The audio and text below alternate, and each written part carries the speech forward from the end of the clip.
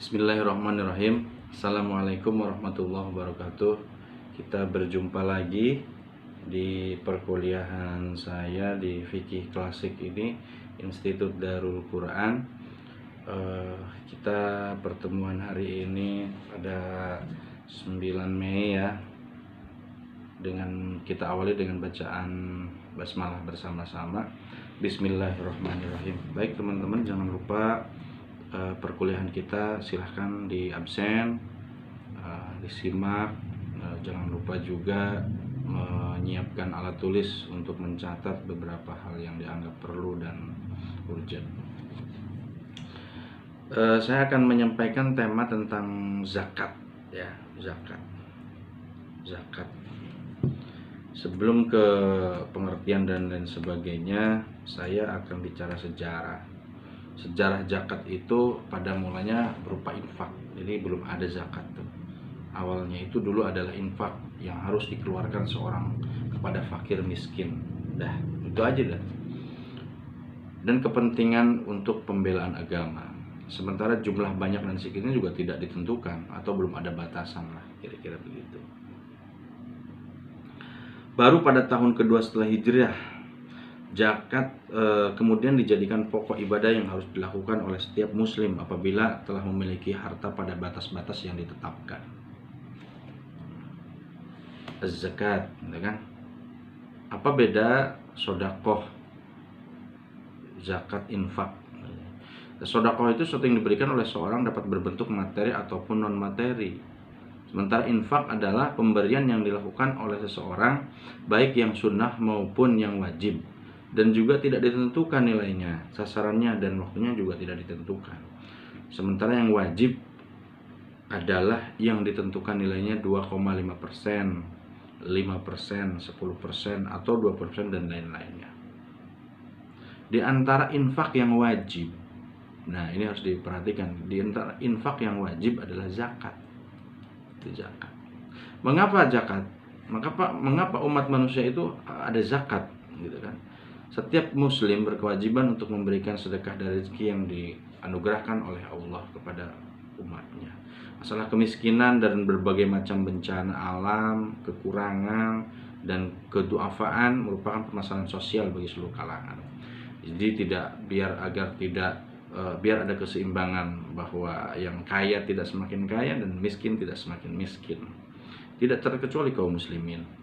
Membayar zakat dengan mengeluarkan bagian harta dapat menjadi solusi untuk membantu meringankan beban hidup yang ditanggung oleh semua manusia. Banyak manfaat dari zakat, diantaranya adalah untuk mensucikan harta dan hati kita pastinya, serta dapat membantu meringankan kesusahan orang-orang yang kita sayangi. Tidak akan pernah berkurang harta yang disedekahkan, hanya ia akan bertambah dan bertambah. Tiga kali disebut bahwa yang harta yang disedekahkan itu akan bertambah dan bertambah. Ini hadis riwayat Tirmizi. Maka secara harfiah, secara bahasa lugotan, zakat berarti tumbuh, berkembang, menyucikan atau membersihkan. Kita ini kan noda, kalau kita punya motor atau mobil, taruh di luar, taruh di rumah aja kena noda kan. Atau di plastik ditutupin pakai pengaman, ditutup yang rapat, tetap aja kena noda. Maka harus dibersihkan. Begitu pula badan kita, harta itu dia punya hak untuk dibersihkan, ngebersihin zakat, ngebersihin harta, ya kan? Mensucikan harta, bukan kemudian dicuci, digosok atau diapain, bukan. Jadi ada cara dan aturannya di dalam Islam. Sedangkan menurut terminologi syariah, bahwa zakat merujuk pada aktivitas memberikan sebagian kekayaan dalam jumlah tertentu dan perhitungan tertentu untuk orang-orang tertentu sebagaimana ditentukan. Jadi banyak tertentunya ini. Ya, zakat itu banyak tertentunya. Memberikan sebagian kekayaan dalam jumlah tertentu perhitungan tertentu untuk orang-orang tertentu sebagaimana yang ditentukan. Nah, yang ditentukan itu sudah 1 tahun, ya kan?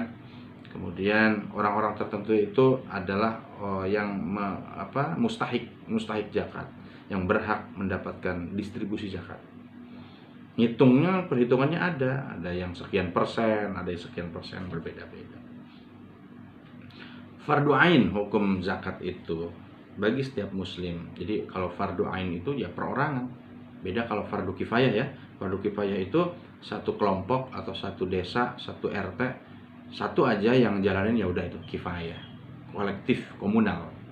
Kalau ain adalah perorangan, personal. Jadi sangat privasi sekali.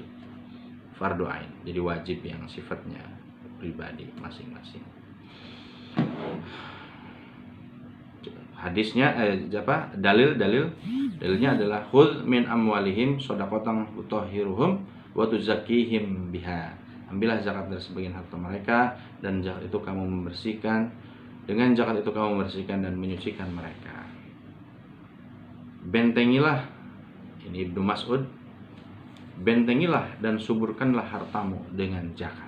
Pengen subur, pengen berkembang, pengen zakat kita pengen harta kita tumbuh lagi. Nah, harta kita itu kan harus disiram, harus dibersihkan, harus disucikan, ya, dengan cara zakat.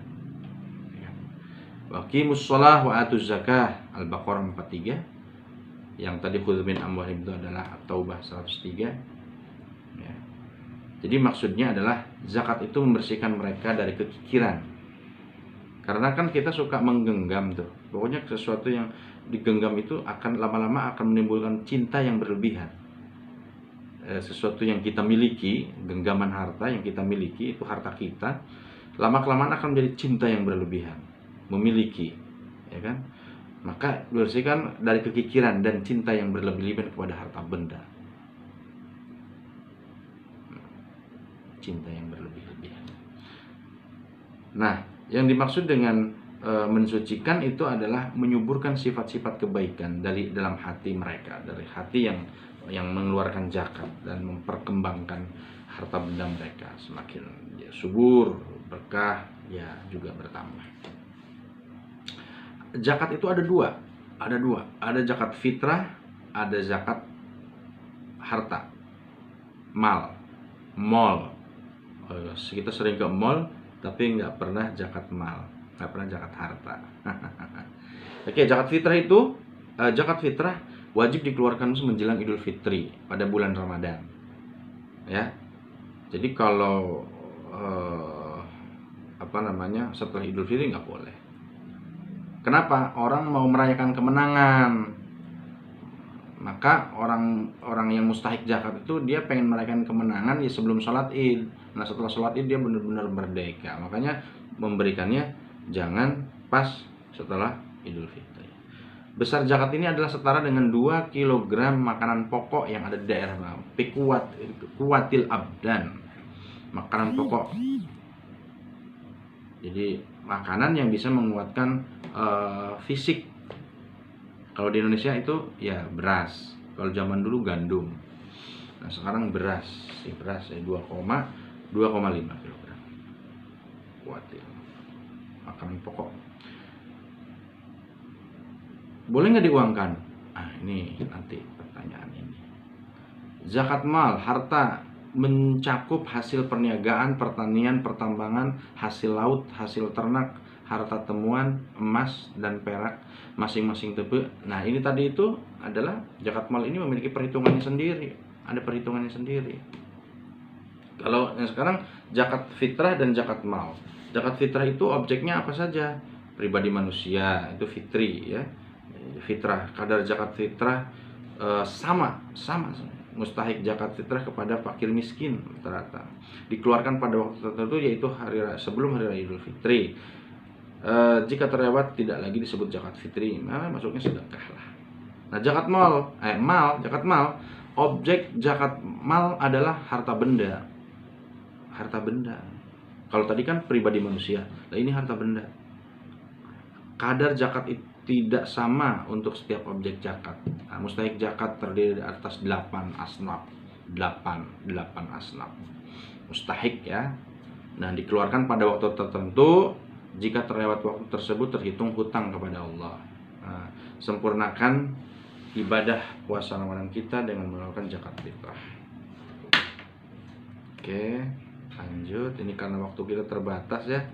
Waktu kita terbatas, saya singkat saja. Ini sebenarnya ada 89 halaman PowerPoint saya ini. Ya. Oke, tadi 8 asnaf sudah. Fakir, ini fakir miskin. Dalam surat At-Taubah ada ayat 60 itu memperjelas 8 asnaf ini. Fakir yaitu orang yang tidak mempunyai harta dan usaha atau memiliki harta dan usaha tetapi kurang dari 1/2 kecukupan dan tidak ada orang yang berkewajiban memberi belanja kepadanya. Miskin yaitu orang yang mempunyai harta atau usaha sebanyak 1/2 kecukupannya atau lebih tetapi tidak mencukupi. Amil, orang yang bekerja mengurus zakat, panitia zakat, sedang dia tidak mendapat upah selain dari zakat itu dapat dia. Mu'allaf yaitu orang yang baru masuk Islam, hamba atau budak yang menjanjikan tuannya bahwa dia boleh menebus dirinya, gorim yang punya hutang di jalan Allah, sabilillah yaitu orang yang berjuang di jalan Allah, ibnu sabil, orang yang bepergian, orang yang kehabisan bekal di waktu bepergian ya. Yang penting bepergiannya bukan maksud maksiat. Syaratnya adalah Islam merdeka milik sepenuhnya, cukup haul dan nisab. Nah, ini syarat zakat syarat-syarat ya, syarat-syaratnya zakat mal.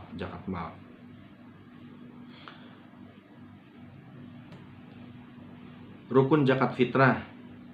Niat, muzaki, ada niat, ada muzaki, ada mustahik, ada harta, ada waktu dan besarnya zakat. Oke. Lanjut. Hikmah zakat ya, saya pikir paham lah ya. Ini banyak sekali di sini. Nah, zakat mal.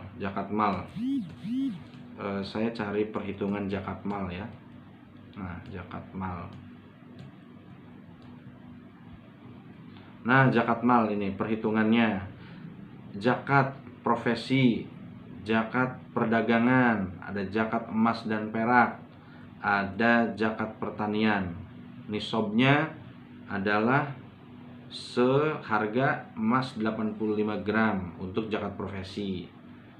Jadi kalau 1 tahun itu nanti kadar yang harus dibayar adalah 2,5%. Kalau zakat perdagangan juga sama, nisabnya sebesar emas 85 gram. Haulnya 1 tahun, kadar yang harus dibayar ada 2,5%. Ini kan? Haul itu adalah batas perhitungannya yang harus. Jadi nisab itu maksudnya saya punya dagang nih, kira-kira sudah nyampe di sudah nyampe nisab belum? Sudah nyampe ukuran batas ambang batas ya. Nisab itu ambang batas lah kira-kira. Jadi kalau udah mencapai kira-kira 85 gram lah harus zakat keluarin. Dan ini sudah sampai satu tahun. Keluarinnya 2,5 dari 85 gram. Kalau belum 85 ya kurang, ya jangan. Zakat pertanian. Nah, pertanian itu kalau beras ya 520 kg ketika panen ya, nggak harus 1 tahun ketika panen. Yang harus dikeluarkan adalah 10% dan 5%. Nah, karena ini kan dia menyangkut air hujan ya, jadi ada banyak unsur ya kan. Dia membiayai airnya, air hujan, air buat nanamnya, kemudian pengairan buatan. Nah, kalau itu murni dari pengairan buatan yang dibikin oleh selang atau mesin itu ya, maka zakatnya 5%. Tapi kalau dia sawahnya dia itu mengandalkan dari air hujan langsung turun dari langit, sering dia sama sekali nggak dapat bantuan air dari itu unsur mesin, maka 10% air 10% yang harus dikeluarkan. Ya. Sini. Oke teman-teman semuanya, saya pikir itu saja yang harus saya sampaikan. Ada kurangnya mohon maaf. Ini nanti kalau bisa sih sebenarnya harus ada penghitungan khusus tentang zakat. Baik, terima kasih. Kita akhiri perkuliahan kita dengan bacaan alhamdulillah bersama-sama. Alhamdulillahirabbil alamin. Assalamualaikum warahmatullahi wabarakatuh.